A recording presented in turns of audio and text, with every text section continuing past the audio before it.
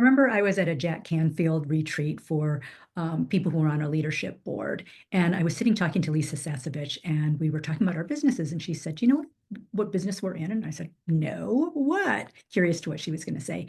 And she said, "We are in the business of confidence." And I remember being a little stunned and thinking, what is she talking about? She's the queen of sales, and I'm a media trainer and marketing strategist and publicity expert. And she was, and then I thought about it and I thought, yes, that's like at the core of everything that we do is this kind of self-confidence. And beneath that self-confidence is really about self-love. And I know it's kind of weird to talk about self-love, but I really think it's the basis of all of this. And how do you actually get self-love? Because that's a really big question that I think a lot of us, particularly women, struggle with, this whole thing of self-love and compare and despair and all of that.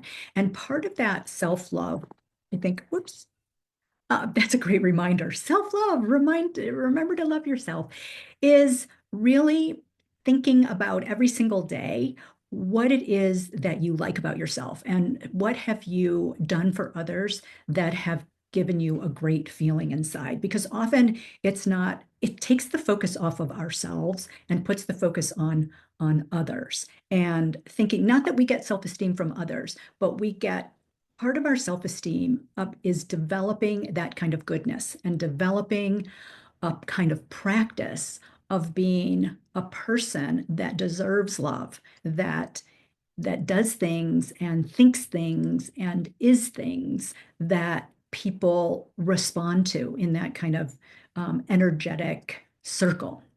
So I'm thinking about like developing that self-esteem. Well, my friend Sark has something that she does, which is really great. I think it's called Good Job. It's called Good Job. And what you do is you just riff. And we do this for each other. And so you just riff about what you like about the other person, but also what you think they're really good at. And you just do it like super fast, nonstop, and then you switch. And that is really a great recognition of having somebody else recognize what's great in us, so then we can reinforce that with ourselves, because oftentimes we don't see it. So that's a practice that I want to leave you with. And I wasn't sure I was going to go there. It just sort of happened. But that's something that you can do. And then, so it comes from somebody else, and then you reinforce it in yourself. So I hope that's helpful. And well, I'll talk more about building self-confidence too, because I think it's such an important topic, but this is it for now.